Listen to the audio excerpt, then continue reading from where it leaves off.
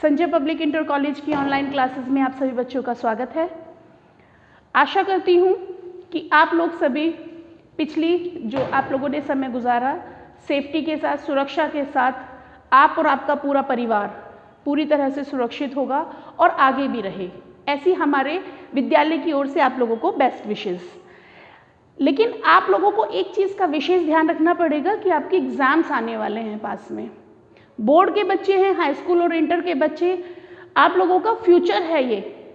आने वाले 10-20 सालों में सब लोगों को ये ध्यान नहीं रहने का कि कोरोना आया था इस वजह से आप लोगों के मार्क्स कम आए। तो इस चीज़ का आप लोगों को विशेष ध्यान रखना पड़ेगा बच्चा कि आप लोग बोर्ड के एग्ज़ाम्स में किसी भी प्रकार की कोई लापरवाही नहीं करें, ठीक है। अब उसमें भी इतने लंबे पीरियड में बच्चे क्या करते हैं, मोस्टली क्या करते हैं, इंग्लिश पढ़ते हैं, मैथ्स पढ़ते हैं, साइंस पर बहुत पूरा कॉन्सेंट्रेट रहता है, पूरी साल मैथ्स और साइंस पढ़ते हैं। लेकिन वो एक जरा सी बात भूल जाते हैं कि हिंदी, यूपी बोर्ड में हिंदी एक ऐसा सब्जेक्ट है जिसमें ग्रेस भी नहीं मिलता। यदि आप हिंदी में पास हैं तभी आप सभी विषयों में पास होंगे। तो हिंदी की तरफ से आप बिल्कुल लापरवाही नहीं करेंगे। मैं अपनी पिछली वीडियोस में भी मैं लगातार बताती रहती हूँ और हर आगे आने वाली जितनी भी वीडियोस होंगी उसमें भी ये वाली लाइन हमेशा रिपीट करूँगी कि हिंदी आपका मेन पॉइंट है। कहावत है, हिंदी में बिंदी तो सब में बिंदी, ठीक है। तो हिंदी में आप लोग कुछ भी लापरवाही नहीं करेंगे। बहुत आसान सी है, आप लोगों की मदर टंग है, ईजिली यूँ याद हो जाती है। बस आपको थोड़ा सा कॉन्सेंट्रेट होना है और स्कूल की हमारे द्वारा भेजने वाली जितनी भी वीडियो हैं उनको थोड़ा सा ध्यान से सुन लीजिए बस। बाकी हम लोगों ने इतने अच्छे से समझाया हुआ है ही, ठीक है। तो चलें, अब आता है आपका एक क्वेश्चन, कंपलसरी क्वेश्चन आता है नाटक के ऊपर। ये नाटक, अब ये ध्यान रखना है आप लोगों को। मैंने पिछली वीडियोस में भी, श्रवण कुमार की वीडियो थी जब भी मैंने आप लोगों को बताया था, हर वीडियो के अंदर मैं आपको ये विशेष तौर पर बताती हूँ कंपलसरी क्वेश्चन में कि मेरठ क्षेत्र में जो लगा हुआ है वो कुहासा और किरण है, ठीक है। तो जितने भी वीडियोस हैं इसमें आप लोगों को इस चीज़ का विशेष ध्यान देना है। आप लोगों को बीच बीच में ये पटाखों की आवाज़ आ रही होगी तो इसलिए आप लोग टेंशन मत कीजिए, दिवाली आने वाली है, हैप्पी दिवाली। नाटक का नाम क्या है, कुहासा और किरण। कौन सी क्लास की है, 12th क्लास का है ये क्वेश्चन, ठीक है। और ये लिखा किसने है, कुहासा किरण लिखा है विष्णु प्रभाकर जी ने। एक क्वेश्चन तो आपका यही तैयार हो जाता है कि कुहासा और किरण किसने लिखा है, विष्णु प्रभाकर जी ने। ये एक लाइन आपको कुहासा और किरण से संबंधित जिस भी क्वेश्चन को दिया जाएगा उसको आपको लिखना पड़ेगा। मतलब शुरुआत में क्वेश्चन चाहे कुछ भी दिया हो, चाहे उसमें उसके नाटक के जो पात्र हैं उसका चित्रण दिया हो, कहानी का सारांश पूछा हो, अंक का भाग पूछा हो, कुछ भी क्वेश्चन पूछा हो, आपकी पहली लाइन ये होनी ही चाहिए कि कुहासा और किरण श्री विष्णु प्रभाकर जी द्वारा रचित है। ये एक लाइन आपकी पहली लाइन होनी चाहिए। इससे आपके मार्क्स बहुत मतलब अच्छा इंप्रेशन पड़ता है एग्जामिनर के ऊपर। वो ये समझता है, उसको ये बात क्लियर हो जाती है कि बच्चे ने पढ़ाई की है, उसे ये मालूम है कि कौन सा नाटक है और किसने लिखा है, ठीक है। और मेरठ जिले में रहने वाले जितने भी व्यक्ति हैं उनके पेपर में चाहे नाटक कोई सा भी लिखा हो, पर आपके कोर्स में केवल और केवल कुहासा और किरण है, तो आप गलत क्वेश्चन नहीं अटेम्प्ट करेंगे, ठीक है। क्योंकि हमें क्वेश्चन सब कुछ याद होने के बाद भी हम हमारे क्षेत्र का, अपने पोर्शन का, अपने इलाके का क्वेश्चन यदि हम अटेम्प्ट नहीं कर रहे हैं तो वो एग्जामिनर के लिए बिल्कुल बेकार है, उसकी कोई वैल्यू नहीं है, उस पर वो मार्किंग नहीं करेगा, ठीक है। तो पहला आपका काम है कि आप अपने क्वेश्चन को पहचानेंगे और उसको लिखेंगे। इतनी बात आपको क्लियर है। वैसे तो आप बहुत अच्छे बच्चे हैं, होशियार हैं, आप बहुत जल्दी से इस चीज़ को समझ चुके होंगे, ठीक। चलिए अब हम चलते हैं किसकी तरफ, नाटक की तरफ। अब नाटक है तो पहले कास्ट देखनी पड़ेगी, उसके अंदर कौन कौन से व्यक्ति शामिल हैं। स्टोरी तो तभी समझ में आएगी ना जब आप लोगों को उसकी कास्ट पता होगी। सॉरी, इसके पात्र, पहला पात्र main villain, like Amrish Puri. Krishna Chaitanya, इस कृष्ण चैतन्य, ये पूरा जो कुहासा और किरण नाटक है ये कृष्ण चैतन्य के इर्द गिर्द घूम रहा है, ठीक है।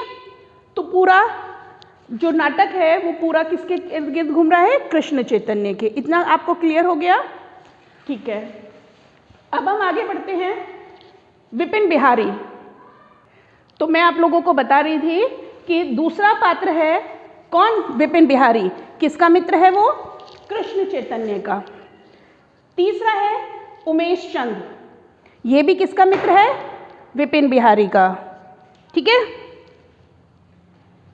अब इन तीनों के बारे में आप लोगों को कुछ बताती हूँ कि कृष्ण चैतन्य जो है वो है एक झूठा स्वतंत्रता सेनानी। इसने अपना नाम ले रखा है केवल कि मैंने स्वतंत्रता के टाइम पर अब बहुत सारे जुल्म सहे हैं, अंग्रेज़ों का एक पार्टिसिपेट किया है, मैंने ही सब लोगों को बचाया है, आदि आदि। मतलब भाई अंग्रेज़ चले गए, प्रूफ दिया नहीं, कहाँ से कहाँ, तो जिसने जो बोल दिया पब्लिक उसे मान लेती है।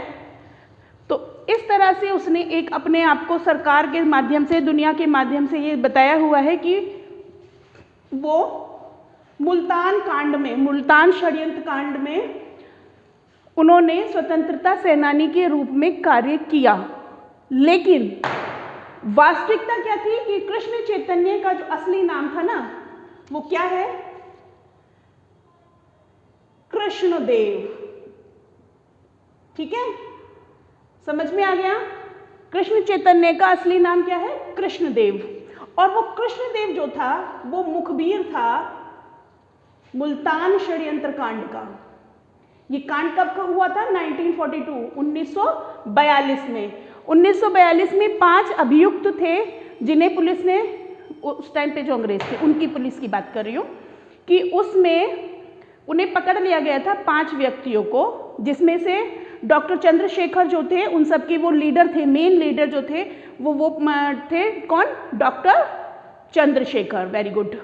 डॉक्टर चंद्रशेखर जो बहुत मेन अभियुक्त थे, उनके माध्यम, उनके 5 एक ग्रुप था, उन 5 में से जो कृष्णदेव राय थे उन्होंने उस समय पर मुखबरी की थी। अब पहले आपको ये बात क्लियर होनी चाहिए कि मुखबरी है क्या। मुखबरी का मतलब होता है कि जो सरकारी गवाह बन जाते हैं, अपनी जो ग्रुप की जो सीक्रेट होती है वो जाके पुलिस को बता देते हैं और खुद तो बच जाते हैं, लेकिन अपने सारे साथी उसके बताए हुई जगह पे, वो वहाँ छुपा हुआ है, उसने वो किया, ऐसे करके सब बता दिया देना जो होता है ना, वो मुखबरी कहते हैं, ठीक है।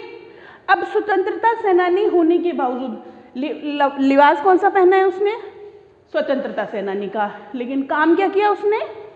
मुखबरी का। यानी कि अपने ही देश के लोगों को अंग्रेज़ों के माध्यम से जो स्वतंत्रता के लिए वास्तव में लड़ रहे थे उनको मरवा दिया, ठीक है। इतना क्लियर हो गया? अब ये वर्तमान युग में बहुत बड़े क्या बन गए?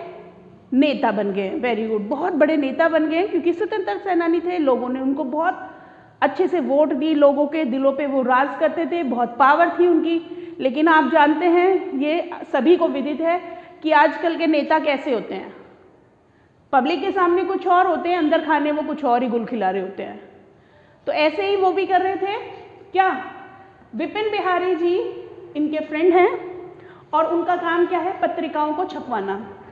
ये जो पत्रिकाएं थी, इनके पास जो पत्रिकाओं का ऑर्डर आता था ना, वो 5-5 पत्रिकाओं का ऑर्डर आता था। कितनी कितनी पत्रिकाओं का ऑर्डर था इनके पास? 5-5 पत्रिकाओं का। और उसके लिए इन्हें 2-2 हज़ार, कितनी पत्रिकाएं आती थी? 5-5 पत्रिकाओं का इनके पास ऑर्डर था कि ये 5 पत्रिकाएं छापते हैं, 5 पत्रिकाएं छापते हैं।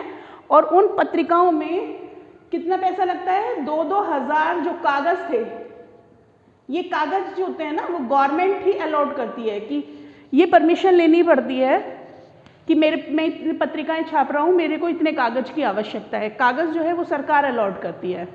जितनी आपको सरकार ने अलॉट कर दिया है, सरकार ने परमिशन दे दी है कि आप इतना कागज़ खरीद सकते हैं, आप उससे ज़्यादा कागज़ नहीं खरीद सकते, वो गैर कानूनी है। तो विपिन बिहारी जी क्या काम करते थे? विपिन बिहारी और उमेश चंद ये दोनों बिजनेस पार्टनर्स हैं, ठीक है। इनके भी प्रकाशन का काम है, इसका भी कागज का काम है, सप्लाई वगैरह का। तो विपिन बिहारी जी क्या काम करते थे? 5 पत्रिकाओं का ऑर्डर लेते थे, उस पर 2-2 हज़ार कागज के जो रिम थे वो इन्हें अलॉट किए हुए थे। लेकिन बड़ी मज़ेदार बात यह है कि कागज़ तो इतना खर्च होता नहीं था। कागज़ तो क्या था?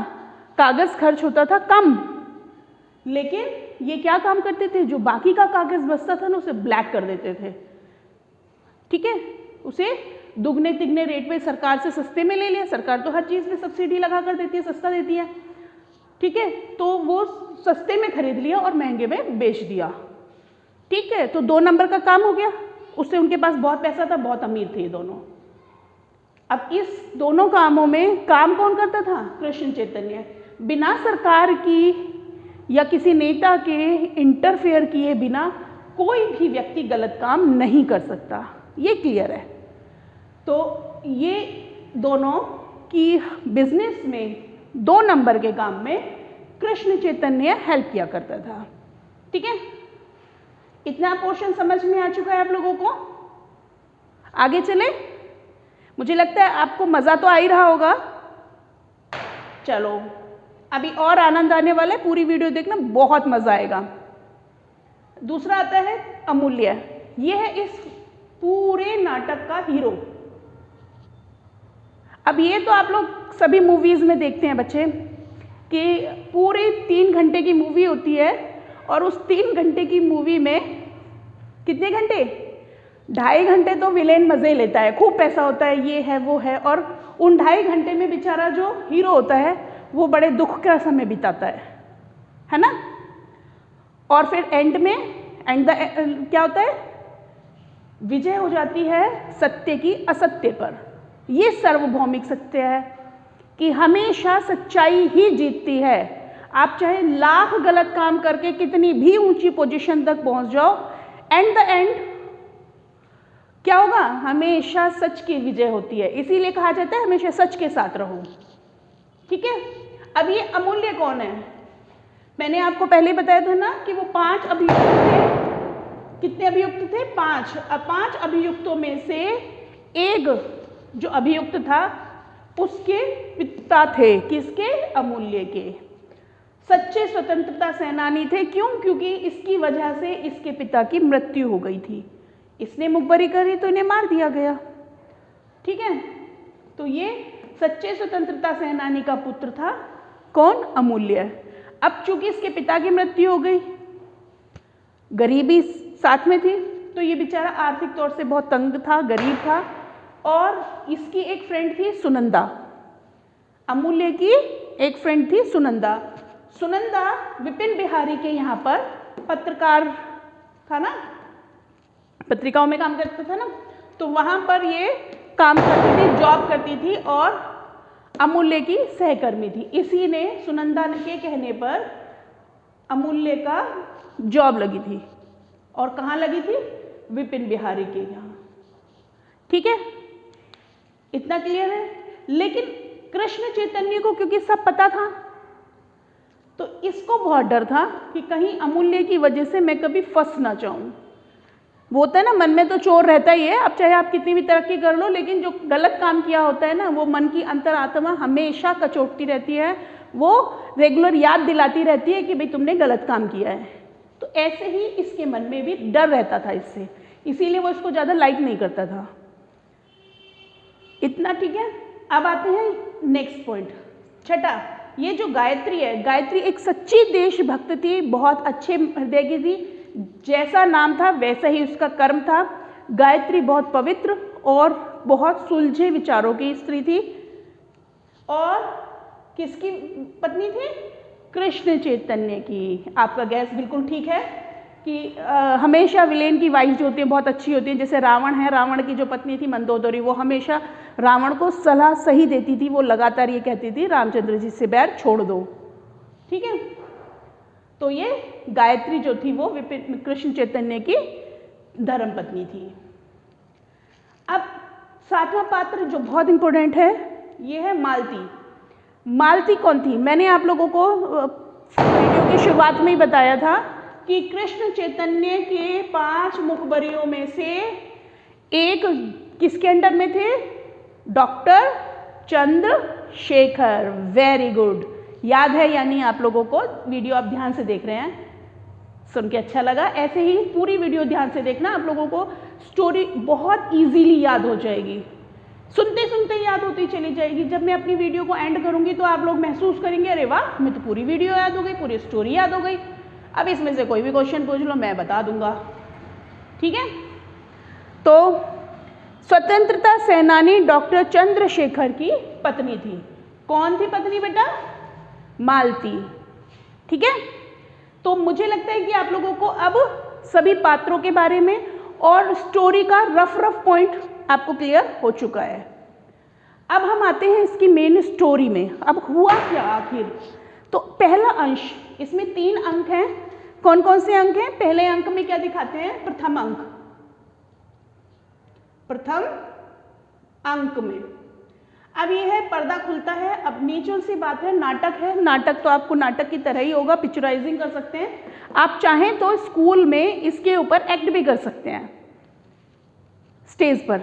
जब आप लोगों के स्कूल में एनुअल फंक्शन या कोई स्कूल का कोई फंक्शन होता होगा ना, तो आप इसको स्टोरी को ध्यान से सुने, आपको ये पात्र बनाएं और उसको प्ले कर दें।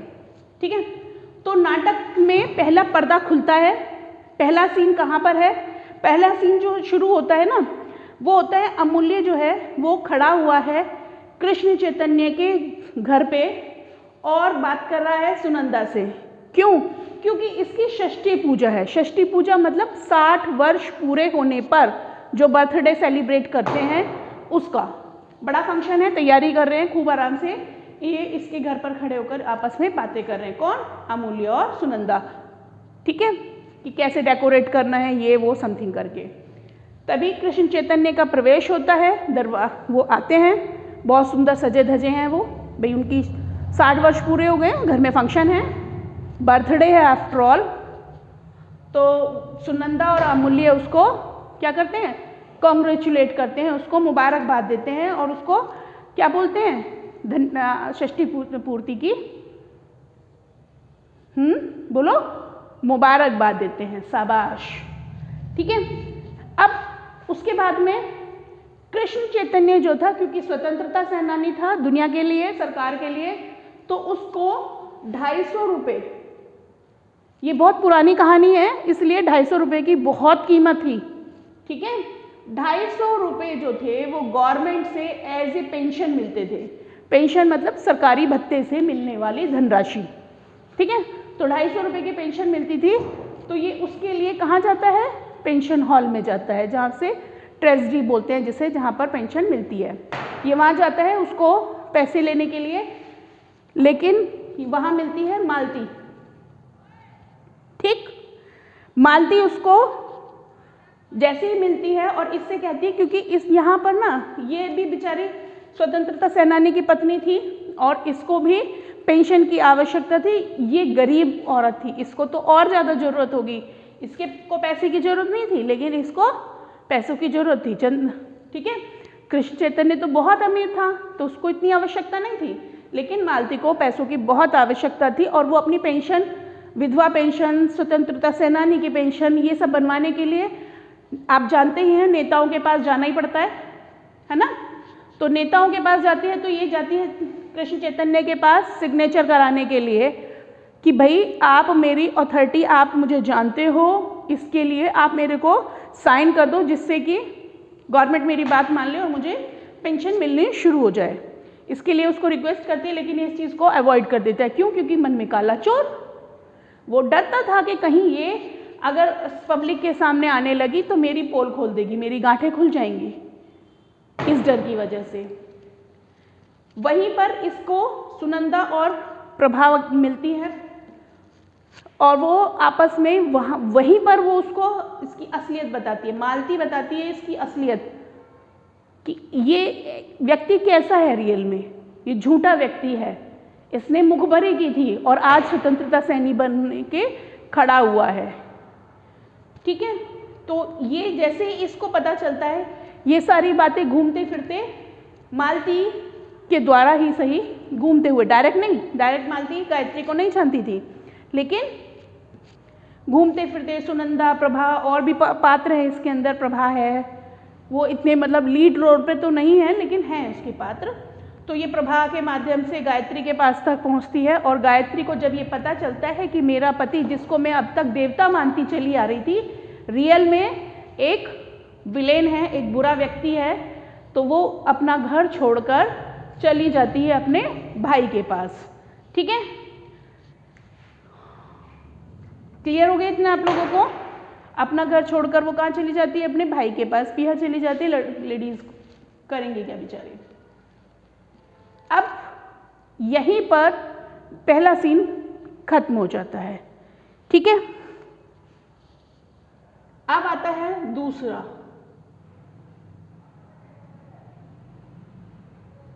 दूसरे अंक के अंदर क्या कहानी है, ये है मेन स्टोरी। ये तो आपकी टाइटल स्टोरी हो गई है भाई, उसमें हुआ क्या क्या स्टार्टिंग में। अब दूसरा जो है, विपिन बिहारी जो है वो अपनी पत्रिकाएं, मैंने आपको पहले ही बताया था कि वो 5 पत्रिकाओं में 2000 के पेपर लेता था, बाकी वो लीक कर देता था, ब्लैक कर देता था। अब वो सब करने के बाद में ये सब चीज़ें किसको पता चलती हैं? अमूल्य को। अमूल्य बताता है सुनंदा को। अमूल्य बहुत ईमानदार और कर्तव्यनिष्ठ है और सुनंदा भी बहुत कर्तव्यनिष्ठ है। ठीक है, तो वो ऐसी सूरत में क्या बोलता है, वो उसको मना करता है। किसको मना करता है? विपिन बिहारी को। कौन मना करता है? अमूल्य। अमूल्य विपिन बिहारी और उमेश चंद को समझाता है कि ये गलत है, इसको ऐसे नहीं करना चाहिए, आप लोगों को 2 नंबर का काम नहीं करना चाहिए। ठीक है, और वो ये भी साथ में उन्हें समझाता है कि कृष्ण चैतन्य से दूर रहो, वो तुम्हें फंसवा देंगे, वो अच्छा आदमी नहीं है। हर कर्मचारी का पहला कर्तव्य ये होता है कि वो हम अपने मालिक का ख्याल भी रखे और उसे गलत रास्ते से रोके भी, और पूरा प्रयत्न ये करे कि जो वास्तव में अच्छे इंसान हैं उसकी जानकारी भी दे और जो बुरे इंसान हैं उसकी जानकारी भी दे। ये उसका कर्तव्य बनता है। आम आदमी क्या करता है, अरे होने दो ना, हम पे क्या फ़र्क पड़ रहा है, बुरा होगा उसका होगा, हमें तो अपनी तनख्वाह से मतलब है। ये गलत लोगों की पहचान है। लेकिन जो अच्छा और सच्चा कर्मचारी होगा वो ये सोचेगा कि मेरा मालिक किसी भी समस्या में न फंस जाए। ठीक है, तो कृष्ण चैतन्य के बारे में वो बताता है, उसके बारे में वो ये सब चीज़ें भी बताता है कि भाई वो उन्होंने क्या किया। वो झूठ बोलकर पब्लिक के सामने स्वतंत्रता सेनानी बने हुए हैं, इन सब के बारे में वो सब कुछ बताता है। लेकिन क्योंकि कृष्ण चैतन्य बहुत चालाक आदमी था, उसको यूं समझ में आ गया कि अमूल्य कुछ ना कुछ गड़बड़ करेगा, तो वो क्या काम करता है, अमूल्य को कितने रुपए के लिए? 50 रुपए के, मात्र 50 रुपए के रिम के लिए, 50 रुपए के रिम की ब्लैकमेलिंग। मतलब आप लोग ये मत सोचिएगा कि 250 रुपये 50 रुपये ऐसे बोल रही हूँ मैं आपको, ये बहुत वर्षों पुरानी कहानी है और तब 250 की या 50 की बड़ी कीमत होती थी। ठीक है, तो वो 50 रुपये की रिम की चोरी के रूप में पुलिस आती है। तभी ये आपस में बात कर ही रहे होते हैं, पुलिस की एंट्री होती है, पुलिस इसे पकड़ कर ले जाती है। किसको? अमूल्य को। किस चीज़ के लिए? कुल 50 रुपये की रिम की ब्लैक करने के लिए। जबकि ब्लैक कौन करता था? विपिन बिहारी। फंसा कौन? अमूल्य। इसीलिए बुरे व्यक्तियों के यहाँ पर नौकरी भी नहीं करनी चाहिए। कल को आप उसके गलत कामों में साथ नहीं भी देते हो तो भी आप फंस जाते हो, है ना। तो करे कोई और भरे कोई। विपिन बिहारी का सारा इल्ज़ाम कृष्ण चैतन्य अमूल्य पे लगा देता है। अब आप ये देखिए, कोई व्यक्ति बहुत सज्जन है जिसने कभी कोई गलत काम नहीं किया, सडनली उसे पुलिस आकर पकड़ लेती है और कहती है कि तूने चोरी की है, जबकि चोरी भी नहीं की हुई होती है। जब इंसान गलत काम करता है तो उसे सज़ा काटने में जोर नहीं पड़ता, लेकिन बिना गलती के यदि उसे किसी चीज़ की पनिशमेंट मिलती है तो वो सहन नहीं हो पाती। अमूल्य को इतनी अंदर तक गिल्टी होती है, इतना शर्म महसूस करता है कि वो पुलिस स्टेशन में अपने आप को आग लगाकर मारने की पूरा प्रयास करता है, मतलब आत्महत्या। हालांकि ये गलत किया इन्होंने, इतनी जल्दी हार नहीं माननी चाहिए थी, लेकिन आत्मसम्मान पर ठेस पहुंचा तो वो झेल नहीं पाया। ठीक है, तो इस सब के साथ में हमारा इतने में दूसरा एक स्टेज होती है और कि गायत्री को भी ये सब चीज़ें पता चलती हैं सुनंदा के माध्यम से कि अमूल्य को उन्होंने जेल करवा दी है और ये वो सब पूरा ओवरऑल सारी बातें। और सुनंदा जो है वो गायत्री को जाके बताती है कि भाई ऐसे ऐसे हो गया है, उसने कृष्ण चैतन्य ने किसको, अमूल्य को जेल भिजवा दिया है और वो कौन है, ये सब चीज़ें उसको क्लियर करती हैं, वो सब चीज़ बताती है। तो गायत्री को बहुत बुरा लगता है, बहुत शर्म आती है और वो अपने पति को समझाने और अमूल्य को छुड़ाने के उद्देश्य से गाड़ी में बैठकर निकलती है, लेकिन रास्ते में गायत्री का एक्सीडेंट हो जाता है और इसकी मृत्यु हो जाती है। मतलब कहानी का थोड़ा सा दुखद पहलू है ये, दिल बड़ा दुख होता है इस चीज़ के लिए, दुखद है हिस्सा ये कि गायत्री जो कि बहुत अच्छी स्त्री थी उसकी मृत्यु हो जाती है। जैसे ही ये वाली जो सूचना है इसके मृत्यु की, एक आम आदमी है वहाँ पर, जो आम पब्लिक में से एक आदमी है, वो आता है और कृष्ण चैतन्य को इसके बारे में बताता है कि भाई आपकी पत्नी गाड़ी में आ रही थी और उनका एक्सीडेंट हो गया और उनकी मृत्यु हो गई। जैसे ही उसको कृष्ण चैतन्य को ये वाली बात पता चलती है उसको बहुत धक्का लगता है, क्योंकि वो अपनी पत्नी से, अपने परिवार से बहुत प्यार करता है। इंसान चाहे कितना भी बुरा क्यों ना हो, लेकिन अपनी पत्नी से, अपने परिवार से, अपने बच्चों से हर किसी को बहुत प्यार होता है, क्योंकि दुनिया में सबसे ज़्यादा यदि कोई किसी को प्यार करता है तो वो सिर्फ अपनी औलाद से। ठीक है, उसे इतना दुख होता है तो उसके मुंह से निकल भी जाता है कि हे भगवान, ये क्या हो गया, शायद मेरे गलत कर्मों का फल मेरी पत्नी को भोगना पड़ा। मतलब भगवान का नाम तो एट द एंड, चाहे कोई अच्छा हो व्यक्ति चाहे बुरा हो, ईश्वर तो हमेशा याद रहते हैं। बुरे वक्त में याद ज़्यादा आते हैं लोग, अच्छे वक्त में कहाँ भगवान को याद रखते हैं। ठीक है, इन सब चीज़ों के साथ में आपका दूसरा अंश भी समाप्त। अब तीसरा अंक क्या आता है? तीसरे अंक में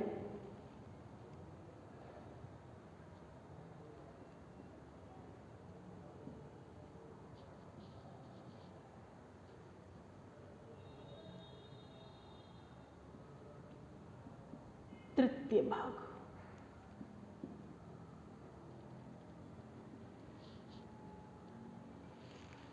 ठीक है, अब इसमें तीसरे अंश में क्या कहते हैं?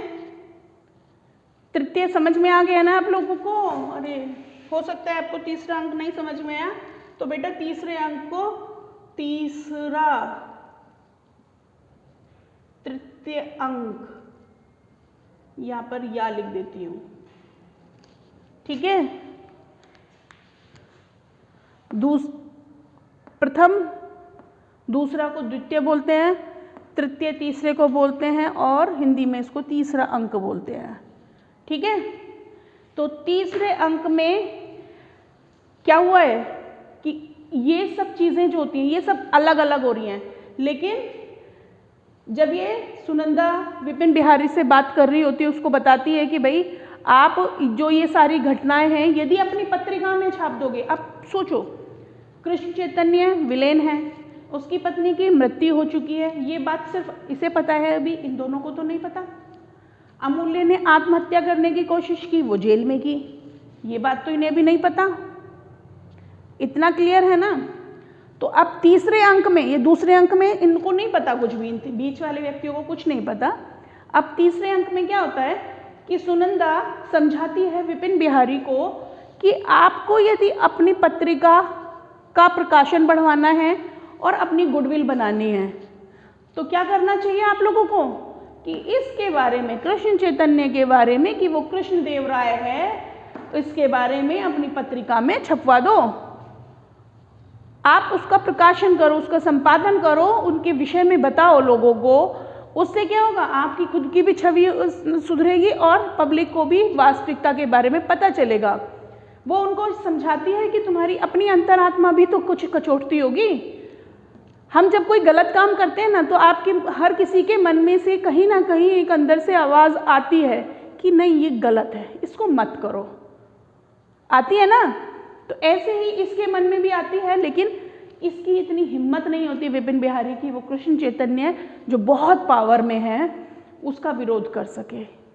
ठीक है, तभी एक व्यक्ति आता है, उमेश चंद भागा भागा आता है और वो सबको बताता है कि अमूल्य ने आत्महत्या करने का प्रयास करा। ठीक,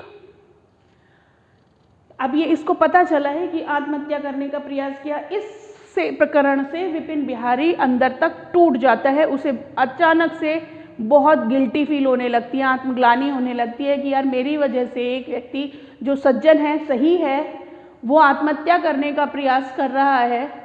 ऐसा आत्मग्लानि तो होती है, इंसान माने या ना माने, अपनी उस अच्छी आत्मा को दबा दे, लेकिन सच्चाई ये है कि हमारी अंतर आत्मा हमें हर समय गलत क्या है, सही क्या है, हमें किस रास्ते पर चलना चाहिए और किस रास्ते पर नहीं चलना चाहिए, इसके बारे में टाइम टू टाइम अलर्ट करता रहता है। ठीक है, कृष्ण चैतन्य को जाता है अपनी पत्नी के पास, रोता है और वो उससे माफ़ी मांगता है। वो ये सोचता है कि इसका एक्सीडेंट नहीं हुआ है, इसने आत्महत्या की है। क्यों? क्योंकि मेरे ऐसे कर्म हैं, मेरे कर्मों की वजह से मुझे सज़ा देने के लिए इसने आत्महत्या कर ली। इसे वो आत्महत्या का नाम देता है। वो ये सोचता है कि इसने मेरी वजह से ये बुरा कर्म किया है। वो बहुत रोता है पब्लिक को, लेकिन इतने में एक जो आम आदमी है वो खबर दे देता है पुलिस को कि ये सब है, ये सब गलत काम कर रहे हैं, ये कृष्ण देव है, और सब कुछ बता देता है पब्लिक में। पुलिस आती है क्योंकि इसकी इन्वेस्टिगेशन भी लगातार चल रही होती है, क्योंकि इधर से अमूल्य ने आत्महत्या करने की कोशिश की तो एक क्या नाम है उसका, इंस्पेक्टर होते हैं टामटा, क्या नाम है, सुनने में अजीब सा लग रहा होगा ना। हाँ, तो वो आते हैं, वो बोलते हैं उनको, टामटा जो आते हैं वो इनको विपिन बिहारी जी को, उमेश चंद्र जी को और कृष्ण चैतन्य, इनको ना गिरफ्तार करते हैं, इनको इनके कामों की वजह से। किसकी कामों की वजह से? क्योंकि ये हेरा फेरी करते थे कागज में, फ्रॉड करते थे, फ्रॉड। एंड लास्ट में, अंत में सदैव जो विलेन होता है, जो गलत काम कर रहा होता है, ईश्वर किसी न किसी रूप में उनको सज़ा जरूर देता है। तो वो पुलिस पकड़ती है, इन्हें पकड़ने आती है और ये बच निकलने का पूरा प्रयास भी करते हैं, अपने पावर का, अपनी सत्ता का, अपने पैसे का बहुत प्रयास करते हैं निकलने के लिए, बच निकलने के लिए, और शायद निकल भी जाते। लेकिन जो आम आदमी है वो आम पब्लिक को बता देता है कि वो गिरफ्तार हो चुके हैं और उन्होंने फ्रॉड किया है। पूरी पब्लिक इकट्ठी हो जाती है और जहाँ एकता में बल, सारी पब्लिक इकट्ठी हो जाती है। इधर कृष्ण चैतन्य अपनी पत्नी के दुख में इतना दुखी है कि उसे अंदर तक इतनी ग्लानि होती है कि हाँ मैंने गलत काम किया, उसको रियलाइज़ हो जाता है और वो सुधर जाता है। तभी मालती आती है कृष्ण चैतन्य के पास, क्योंकि उसको नहीं पता कि उसके घर में क्या घटना घट रही है। वो कृष्ण चैतन्य के पास आती है और रिक्वेस्ट करती है कि मेरी विधवा पेंशन और स्वतंत्रता सेनानी की जो पेंशन है उस पर हस्ताक्षर कर दो, दुखी होगी। लेकिन क्योंकि कृष्ण चैतन्य पूरी तरह से सुधर चुके होते हैं, वो क्या करते हैं कि विधवा पेंशन पे सिग्नेचर तो तू छोड़, मैं अपनी पूरी संपत्ति मालती को ही दे देते हैं, क्योंकि वो सारी संपत्ति कहाँ से कमाई होती है उन्होंने, अपने आप को स्वतंत्रता सेनानी प्रकट करने के माध्यम से, है ना। तो वो अपनी सारी संपत्ति मालती को दे देते हैं। अमूल्य छूटकर बाहर आ जाता है क्योंकि वो निर्दोष होता है, क्योंकि विपिन बिहारी वगैरह ये वहाँ पर जाके अपनी गवाही दे देते हैं कि हाँ हमने सब झूठ बोला था, उसको फंसाया था। तो अमूल्य अपने छूट के वापस अपने घर आ जाता है, मालती को सारे पैसे मिल जाते हैं। तो आप इसकी मुख्य लाइन क्या है, यदि हम पूरी स्टोरी के बारे में पढ़ें तो मुख्य क्या है कि बलिदान कभी भी व्यर्थ नहीं जाता। इस चीज़ को हमेशा ध्यान रखें कि यदि किसी ने किसी भलाई के काम में कभी कभी बलिदान किया है तो वो कभी व्यर्थ नहीं जाएगा, उसका लाभ हमेशा आपको मिलेगा ही मिलेगा। इसके साथ आपकी ये पूरी जो नाटक है, ये पूरा जो आपको स्क्रिप्ट आप लोगों ने अभी तक सुनी पढ़ी, वो समाप्त हो जाती है।